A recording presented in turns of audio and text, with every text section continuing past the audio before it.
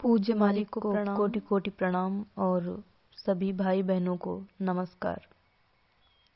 जो अभ्यासी भाई बहन नियमित रूप से ध्यान, सफाई और प्रार्थना करते हैं, उनके लिए तो बहुत अच्छी बात है कि वो अनुशासन में हैं, सहज मार्ग के नियमों का पालन कर रहे हैं और गुरुदेव की असीम कृपा को बरसते हुए खुद महसूस कर रहे हैं और नियमित रहते हुए वो सतत स्मरण में खुद को स्वतः ही डाल लेते हैं। लेकिन जो अभ्यासी नियमित होकर ध्यान, सफाई और प्रार्थना नहीं करते हैं, उनको ऐसा नहीं करना चाहिए। वो अभ्यासी स्वयं का ही नुकसान कर रहे हैं। यदि आप अपने परिवार को 24 घंटे देते हैं, तो क्या खुद के लिए 2 घंटे नहीं दे सकते? जागो, अभी भी समय है। जब आपका आत्मिक विकास होता है, तो सारे कार्य स्वतः ही अच्छे ढंग से होने लगते हैं।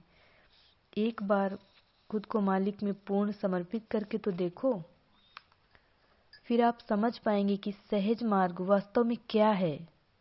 ऋषि मुनि हजारों वर्षों तक जप तप करके जहाँ पहुँचते हैं, वहाँ मेरे मालिक एक ही जन्म में आपको पहुँचा देते हैं।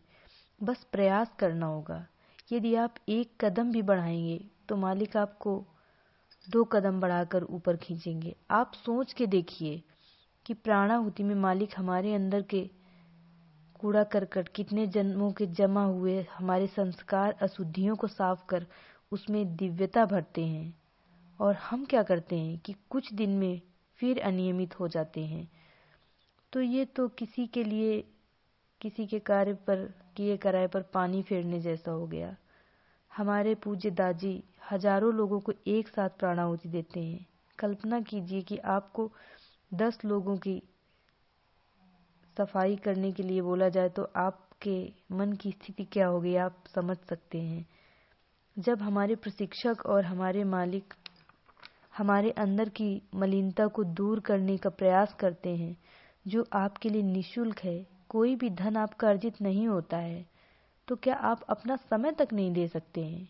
क्या आप खुद के लिए नियमित होकर ध्यान, सफाई और प्रार्थना नहीं कर सकते हैं? जिस तरह से आप अपने हर काम के लिए समय निकालते हैं, उसी तरह आपको अपने आत्मिक विकास के लिए भी समय निकालना चाहिए। बहुत कम समय है। सुबह 1 घंटा ध्यान, शाम की 30 मिनट की सफाई और रात सोते समय 15 मिनट प्रार्थना। सिर्फ 1 घंटा 45 मिनट, बस इतना ही। आप अवश्य ही परमात्मा के चुने हुए लोगों में से हैं, जो आप सहज मार्ग में आए हैं।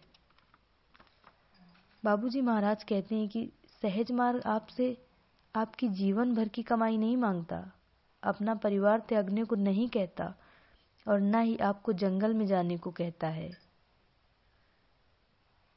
यह बहुत ही सरल पद्धति है। प्रातः ध्यान, शाम को सफाई, रात में प्रार्थना। कोई बड़े बलिदानों की जरूरत नहीं है। आध्यात्मिकता में हम स्वयं के लाभ के लिए आज्ञा पालन करते हैं और लाभ उठाते हैं। विशेषकर युवा लोगों को योग साधना से अपनी एकाग्रता बढ़ानी चाहिए। उन्हें सहजता से वो सब प्राप्त होगा जिसमें उन्हें कठिनाई होती थी। देखो ना, किस तरह से स्वामी विवेकानंद जी एक किताब को इस तरह कंठस्थ कर लेते थे कि कोई प्रश्न पूछे उससे तो उसका पेज नंबर तक बता देते थे। किससे? ये सब उनकी योग शक्ति ही थी। ध्यान से वास्तव में एकाग्रता बढ़ती है और हमारी याददाश्त भी अच्छी होती है। तो अब देर किस बात की, आज से ही ध्यान शुरू करें। अंतर्मुखी बनो, अपनी इंद्रियों को अंदर की तरफ मोड़ो, चेतना पैदा करो। जो कुछ हो रहा है उस पर अलर्ट रहने की कोशिश करो। यह जानने की कोशिश करो कि ध्यान के समय हमारे शरीर और मन में क्या हो रहा है। अपने आंतरिक जीवन में रुचि लो। जब हम अपने अंतर्यामी के प्रति अधिक संवेदनशील हो जाते हैं ना, तब बाहर चाहे जितना भी शोर हो, हमें उससे कोई परेशानी नहीं होती, कोई फर्क नहीं पड़ता है। बल्कि हम आंतरिक संवेदनशीलता से किसी स्थान का वातावरण पढ़ सकते हैं। जैसे कहीं पर कोई स्थान ऐसा होता है जहाँ सकारात्मकता महसूस होती है, और कुछ स्थान ऐसे होते हैं जहाँ नकारात्मकता महसूस होती है। आंतरिक संवेदनशील व्यक्ति में सांसारिक वस्तुओं के प्रति आकर्षण एवं विकर्षण का भाव समाप्त हो जाता है, क्योंकि वह संसार की प्रत्येक वस्तु को ईश्वर की पवित्र धरोहर मानता है। यहाँ तक कि अपने बच्चों को भी उसकी इच्छाएं समाप्त हो जाती हैं। व्यक्ति अंतर्मुखी बन जाता है, उसमें मृत्यु का भय समाप्त हो जाता है, उसमें संस्कारों का बनना बंद हो जाता है।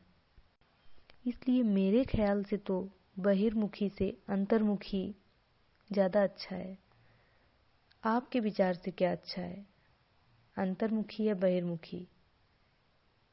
कृपया अपने सुझाव कमेंट में लिखकर बताइए, क्या सही है, अंतर